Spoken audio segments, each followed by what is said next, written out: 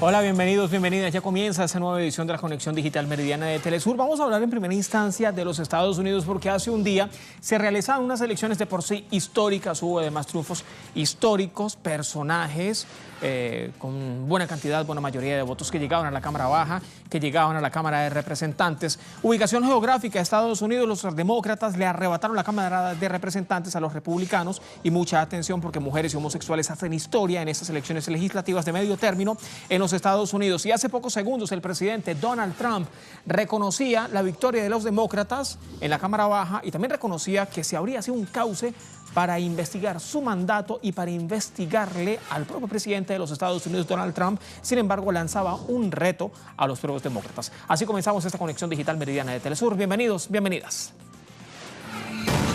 Durante la noche de este martes se conocieron los resultados de las elecciones de medio término en Estados Unidos. Los demócratas se impusieron en la Cámara de Representantes alcanzando 219 bancas, mientras que los republicanos hicieron lo propio en el Senado con 51 escaños. De esta manera cambia el mapa político estadounidense, con un Congreso dividido que después de 8 años representa un obstáculo para la agenda legislativa del oficialismo. Tras 2 años en el poder, Donald Trump ha vuelto a conseguir un apoyo masivo de una parte del país, mayoritariamente rural, blanca y conservadora. La otra mitad urbana, multicultural y liberal también salió a votar masivamente en su contra. No hay un ganador definitivo en esta elección. A su vez, las elecciones de medio término significan la irrupción al Congreso de nuevas figuras. En este sentido, varias mujeres, indígenas, afroamericanos y representantes de la disidencia sexual generan una leve fisura en el establishment bipartidista.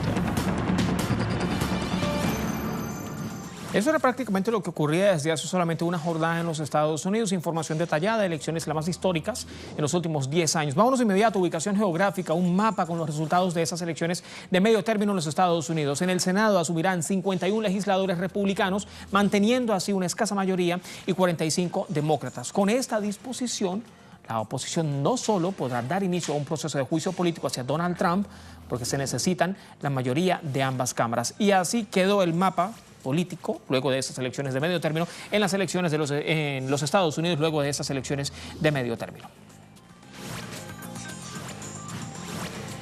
Vámonos de inmediato con otras informaciones, con otro mapa que tiene que ver cómo está la Cámara de Representantes, la Cámara Baja. Vámonos de inmediato con la ubicación geográfica. Tenemos el mapa, ahí aparece. Si hacemos un poco de memoria, en la Cámara de Representantes el Partido Demócrata alcanzó 219 escaños, mientras que el partido de Donald Trump, el Partido Republicano, escogió 193 integrantes. De esta manera los demócratas ganan así la mayoría y podrán tener el control de las comisiones, impulsar así leyes y abrir procesos de investigación y gestión de poder.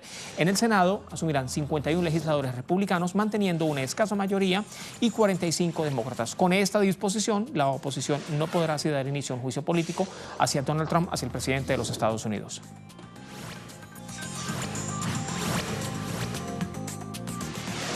Prensa digital la revisamos de inmediato. Vámonos de inmediato con portales informativos. Titular: El País de España. Las elecciones legislativas ahondan el rechazo a Trump en las áreas más urbanas.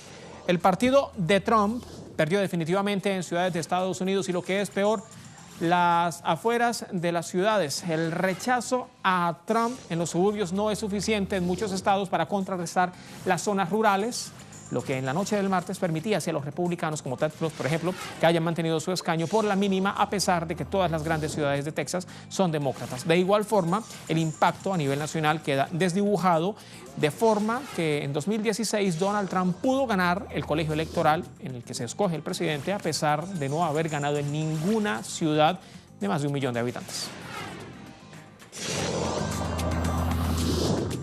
Aiza García, corresponsal de Telesur, con más detalles en directo.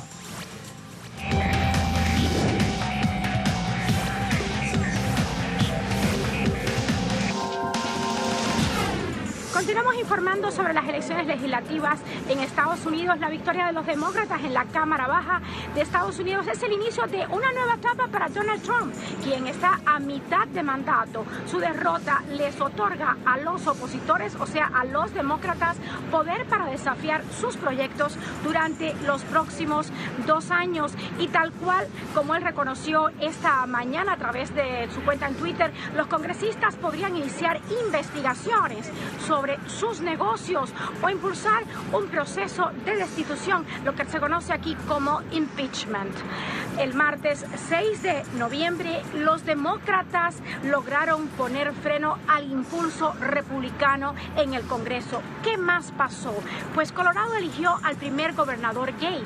Se trata del demócrata Jared Polis, mientras en Nueva York triunfó Alexandria Ocasio-Cortez, de origen puertorriqueño y socialista. Ocasio-Cortez será la congresista más joven de la historia de Estados Unidos. Otro dato importante es lo ocurrido en el estado de la Florida, donde la demócrata Donna Chalala venció a la republicana María Elvira Salazar, quien pretendía ocupar la curul que dejó vacante Iliana Ross Lehtinen. Mientras tanto, el republicano Ron DeSantis ganó la gubernatura en ese estado. Por otro lado, en Texas, Ted Cruz retuvo su escaño en el Senado, pero por muy poco margen de votos. Es nuestro reporte. Continuaremos informando desde aquí, desde Washington.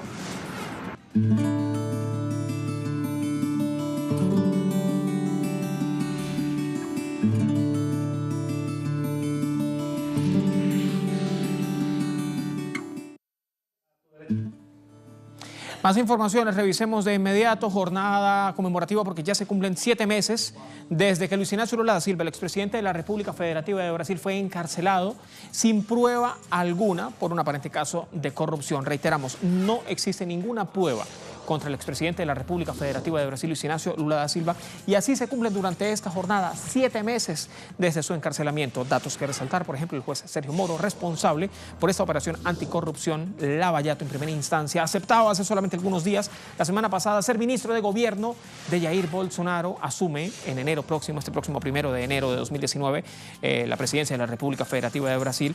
El presidente electo, integrante de la ultraderecha, Jair Bolsonaro. Ahora, en medio de todo este contexto, los abogados del expresidente Luis Ignacio Lula da Silva han alegado en reiteradas oportunidades la irremediable pérdida de la imparcialidad de Sergio Moro, que para ese momento era juez de uno de los tribunales para procesar y además juzgar al expresidente de la República Federativa de Brasil. Estamos hablando de Luis Ignacio Lula da Silva. Gobernaba entre 2003 y 2010. Además, porque el magistrado establecía una relación de enemistad capital, además de demostrar la existencia de intereses extrajudiciales. Esto es lo que están denunciando en reiteradas oportunidades ya nuevamente la defensa del expresidente de la República Federativa de Brasil, Luis Ignacio Lula da Silva. Portales digitales, vámonos de inmediato con publicaciones que se hacen desde otros portales informativos. Portal de la casa, www.telesurtv.net, aparece titular destacado: Tribunal brasileño analizará nuevo pedido de libertad de Lula. El Tribunal Supremo de Brasil va a estar examinando una nueva solicitud de libertad presentada por la defensa del expresidente Luis Ignacio Lula da Silva, preso desde abril anterior por una sentencia por supuesta corrupción. 7 de abril comenzaba así Lula en prisión, este periodo en prisión sin prueba alguna, y hoy precisamente se está cumpliendo un mes más desde que fue encarcelado Luis Ignacio Lula da Silva. El magistrado Edson Fachin, instructor del caso, decidió llevarlo a la segunda sala de la Corte Superior para que emita un fallo sobre el habeas corpus de la defensa. Hay otro medio de comunicación, vámonos hasta Argentina, portal El Clarín. Miren cómo están titulando desde esa plataforma. Brasil, el juez Sergio Moro negó que su designación como ministro sea una recompensa por el arresto de Lula. Eso es una respuesta a muchas de las publicaciones, muchas de las denuncias que se habían dado en redes sociales, que decía que había aceptado ser ministro de Jair Bolsonaro, el presidente electo de la República Federativa de Brasil, para así pagarle el favor de la extrema derecha de ese país por haber encarcelado a Luis Ignacio Lula da Silva.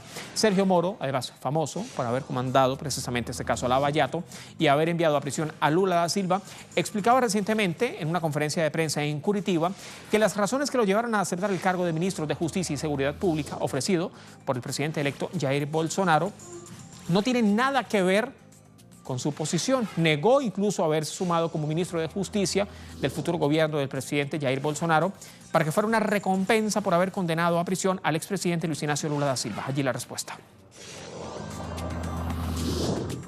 ¿Pero qué se dice desde la República Federativa de Brasil?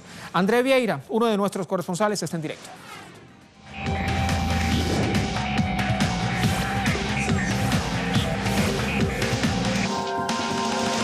Este miércoles se cumplen exactos 7 meses desde que Lula da Silva fue detenido el pasado 7 de abril en una cárcel en Curitiba.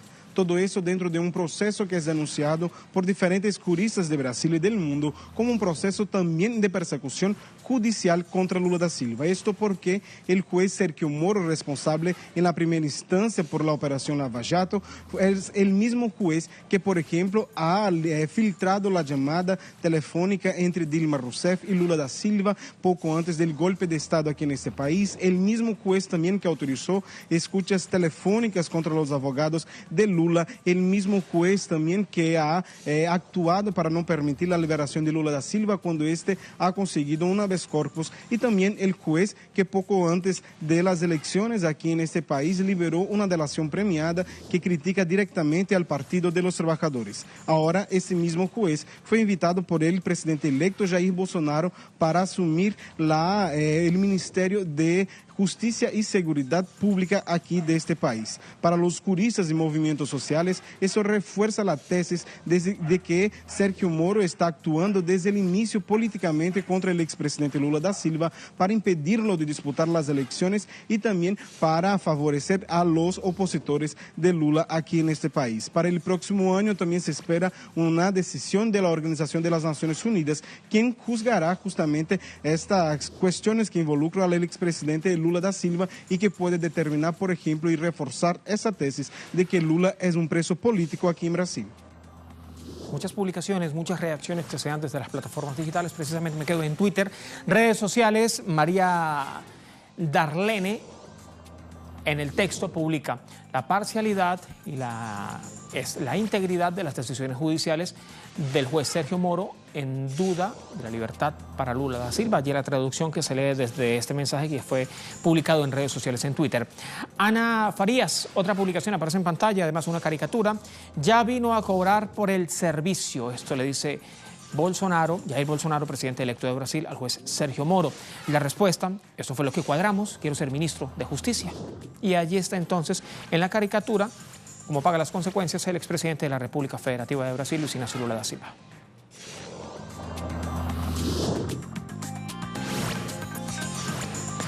Más informaciones que aparecen publicadas en redes sociales, más publicaciones, más caricaturas. Vámonos de inmediato con unas de ellas.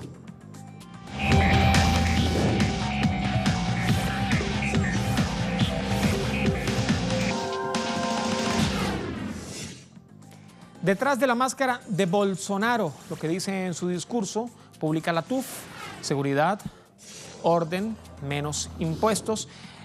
Lo que se traduce en la realidad de violencia, censura, fin de pensiones. Caricaturista del diario Brasil de Fato, Carlos Latuf, hace esta publicación y la difunde además en redes sociales.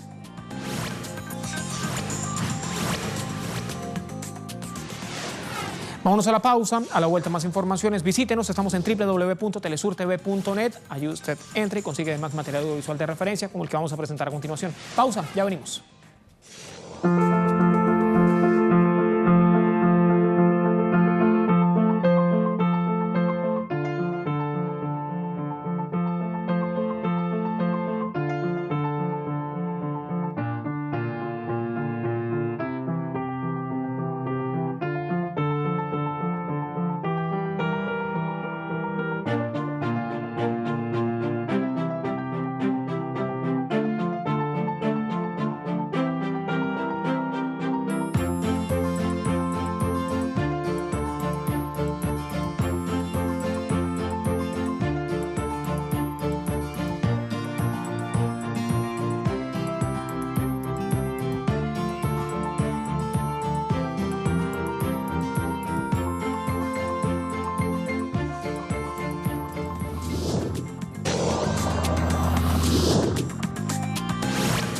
Recuerda la dirección en internet www.telesurtv.net. Allí además usted puede seguir de cerca toda esta transmisión en formato streaming, transmisión además completamente en vivo, y nos ubica en redes sociales @TelesurTV, esa es la cuenta oficial de nuestra casa matriz, @Conexión Telesur, yo soy @JuanceTelesur.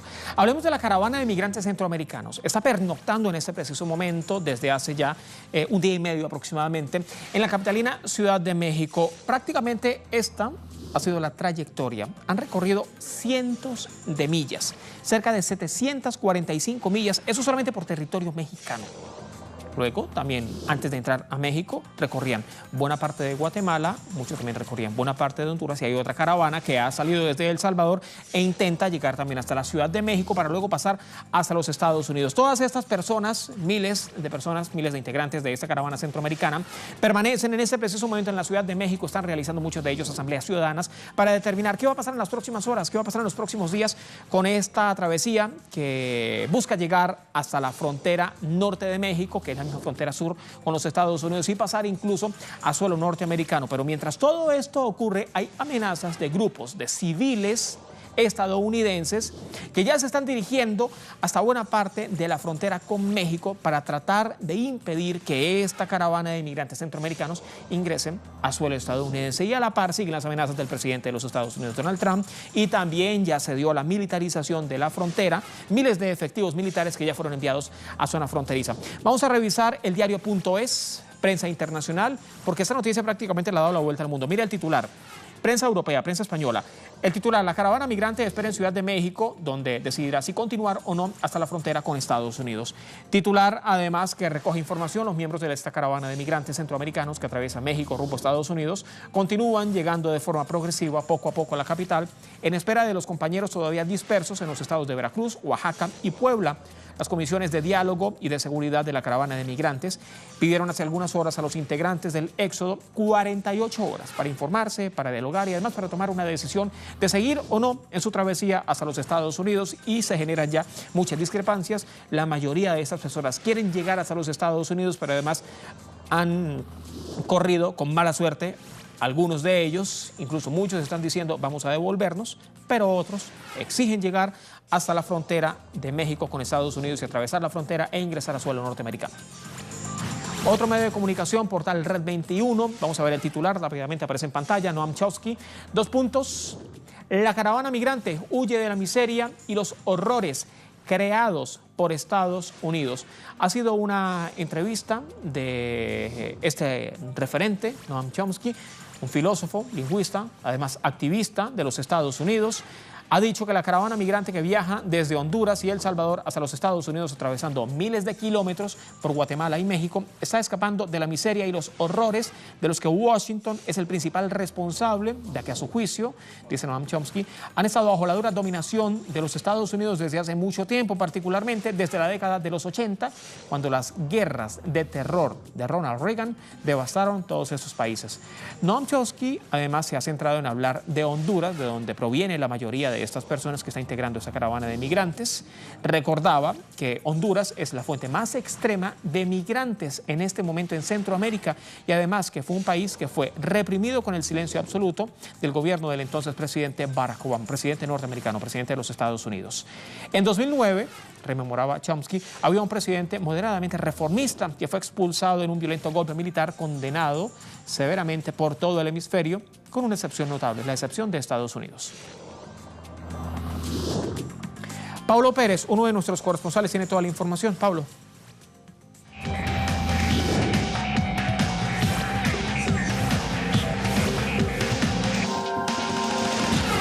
Bueno, nos encontramos aquí en el gimnasio Jesús Martínez Palillo, en la delegación Ixtacalco, Ciudad de México. Este es el lugar donde han, llegado a digamos que a guarecerse en la Ciudad de México hasta el momento 4.500 migrantes centroamericanos. Esta es la cifra oficial del gobierno de la ciudad, pero bueno, se espera que este número crezca con el tiempo, puesto que sabemos que vienen otras caravanas en camino en territorio ahora chiapaneco, oaxaqueño y veracruzano, que están, pues también tienen la intención de llegar hasta esta ciudad.